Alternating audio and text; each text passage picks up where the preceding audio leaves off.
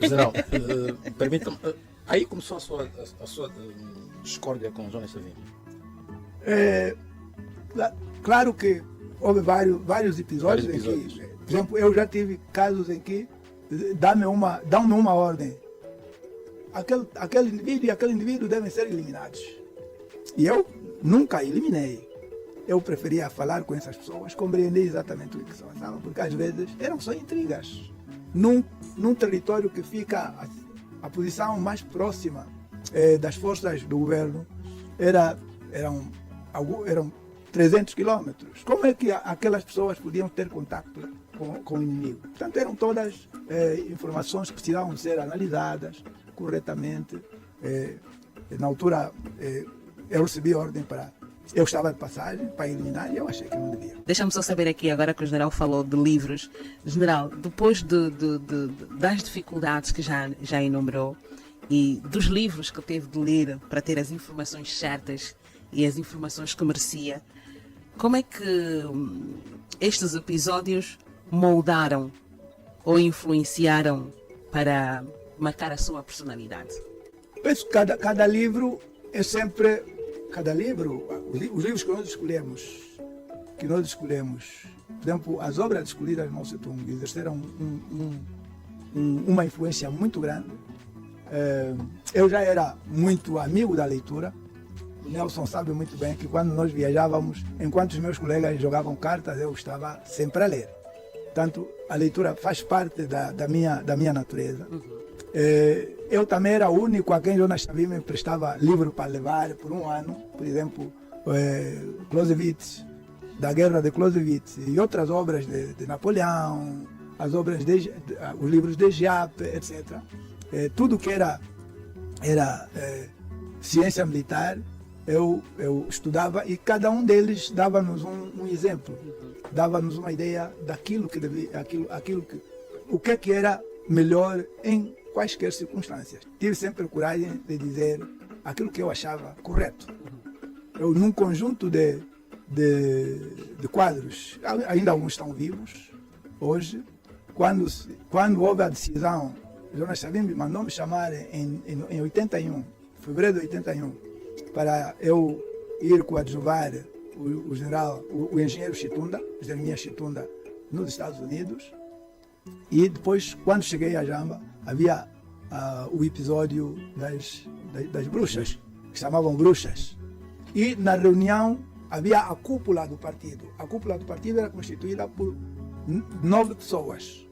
Eu fazia parte dessa cúpula. E quando fizemos a reunião da cúpula, eles, não, temos o problema das bruxas. Eu, no conjunto de todos eles, fui o único que levantou a mão contra. Porque eu achava que era irracional. No século XX, naquelas circunstâncias, todas as pessoas estavam lá, tanto Jonas Savimbi como Zhao Puna, eram indivíduos com formação superior. Os outros tinham formação acadêmica relativamente, tínhamos feito o 7º ano, etc. Outros tinham feito o 5º ano, tinham um conhecimento, pelo menos científico, razoável. Não se compreendia como é que alguém podia pensar que uma senhora podia influenciar a guerra.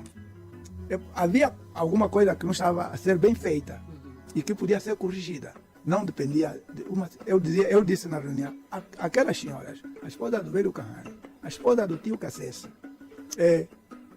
nas condições da guerrilha, o que elas pensavam era só como é que os meus filhos vão comer, o que é que eles vão vestir. Agora, pensar no que se passa lá na frente de combate, não tinham preocupação nenhuma. Portanto, eu não acreditava, estava completamente contra e fui o único a levantar a mão. E ele disse, mas como você não tem medo, sozinho? Eu tenho que exprimir o meu ponto de vista. E como é que foi encarado nesta reunião? Ele disse assim, você estava, eu chamei para você ir aos Estados Unidos para coadjuvar o engenheiro Chitunda, para ir agora para a área da diplomacia, mas já não vai. Eu disse, eu prefiro ficar. General, permita-me, aí começou a sua discórdia com Jonas Savimbi? Claro que houve vários episódios em que, por exemplo, eu já tive casos em que dão-me uma ordem. aquele indivíduo e aquele indivíduo devem ser eliminados. E eu nunca eliminei. Eu preferia falar com essas pessoas, compreender exatamente o que se passava, porque às vezes eram só intrigas. Num território que fica a posição mais próxima das forças do governo eram 300 quilômetros. Como é que aquelas pessoas podiam ter contato com o inimigo? Portanto, eram todas informações que precisavam ser analisadas corretamente. Na altura, eu recebi a ordem para... Eu estava de passagem para eliminar e eu achei que não devia. Muitas ordens desse tipo. Havia muitos casos desses em que uma informação distorcida depois levava, por exemplo, à execução de alguém. Na maior parte dos casos eram intrigas. Não havia casos muito concretos. Então, era preciso ponderar para uma pessoa também não cometer um crime. Mao Tse-tung dizia que uma pessoa não é como uma árvore, que você corta e depois volta a crescer. Quando você corta a cabeça, eliminou mesmo. Quando Então, olha para a curva de resultados que teve nas batalhas que participou, o que é que sente, general? bom, enquanto militar e nas batalhas, na guerra, uma pessoa nunca fica com o sentimento de culpa, porque vocês estão numa batalha, numa guerra, estão em circunstâncias relativamente iguais. É verdade que há casos, uma grande potência contra um pequeno país, certamente a grande potência faz. Mas num campo de combate, estamos em circunstâncias iguais e só ganha quem não comete muitos erros. Estamos no mês da juventude. Seguramente que jovens de 90 a 92 não conhecem a sua trajetória militar. Quem é o general Nunda na história militar de Angola ao longo desses 50 anos de independência? Que percurso é que fez desde o tempo da tropa, recruta, até chegar a general de exército e agora reformado? Que seguramente deve estar a sentir saudades da farda, não? Há coisas que fazem depois parte da nossa vida, como a camaradagem. Porque na guerra só podemos ter sucesso se houver camaradagem. Só podemos ter sucesso se houver unidade. Só podemos ter sucesso se nós protegermos uns aos outros. Então, isso permitiu que eu, fui comandante, portanto, de Nauíla, Namibe, depois fui chamado para ser responsável pelo embarque dos portugueses que estavam a ir embora a partir do Ambo. E depois fiquei segundo comandante de uma zona onde estava o Valdemar Pires Chindondo. Quando foi chamado para a direção, eu fiquei como comandante. Portanto, comecei aí a minha carreira como comandante. Nessa altura o meu primeiro posto foi Alferes. De Alferes passei para capitão. Na altura em que começou a guerrilha, em 76, já era major. E fiquei como major, fiquei como comandante de todo o efetivo que estava na província do Ambo. Na organização do 4º Congresso, eu fui o responsável para a organização da base. Mas assim que a direção chegou na tal base, eu fui enviado para um setor, o setor norte da região. E depois, em 77, depois de ter feito uma formação no mês de dezembro de 76, depois fui nomeado comandante da região militar 25, que era a sul do Bié.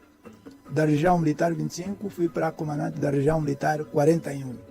Depois de comandante da região militar 41, em 78, fui nomeado comissário político militar da Frente Centro-Leste. O meu coadjuvante era o general Canjundo. Na estrutura da UNITA, o comissário político era o responsável geral, militar e político. E em 79 fui chamado para junto da direção da UNITA e fui nomeado comissário político militar. Mas comissário político militar cuja missão sempre é desempenhar funções do comandante em diversas missões, e depois, em 1983, fui nomeado comandante da região político-militar Esperança Negra. Reiteramos os votos de um bom dia. Continuamos aqui a fazer a trajetória da história com testemunhos de angolanos que contribuíram para a maior conquista do país. Hoje é meu convidado o general de Exército na Reserva, Geraldo Sachipengo Nunda, antigo chefe de Estado-Maior das Forças Armadas Angolanas e ex-embaixador de Angola no Reino Unido. Aqui a falar da luta da independência, da paz e do processo de reconciliação nacional. Está a ser assim esta manhã com este patriota e verdadeiro exemplo do nosso processo de paz e reconciliação nacional. General, que outras referências terão de certa forma marcado o seu percurso como militar? São vários. O general Luís Faceira, o Antônio Faceira, o general Vietnã, o general... E depois os outros que eram relativamente mais novos, como o general Marques, o general Furtado, o general Simeone, por exemplo, o general Fabiano, o general Hilário, o general Zé Pedro. Tanto como personalidades, são essas pessoas. Mas também tem, por exemplo, uma personalidade que eu posso dizer que não posso deixar de salientar este facto. O facto do presidente Zé Eduardo ter confiado em mim e me ter dado a possibilidade de ser chefe do Estado-Maior-General das Forças Armadas Angolanas. Há quem diga que deixou saudades. Principalmente a orientação, a forma como não é do gênero esbraveja ou da ordem, mas que corrija de uma forma muito tranquila. Você coloca uma questão, ele não diz não, mas diz de outra forma. 44 anos de vida ativa militar, 73 anos de idade. General, lembra-se de algum episódio que tenha marcado durante o conflito armado no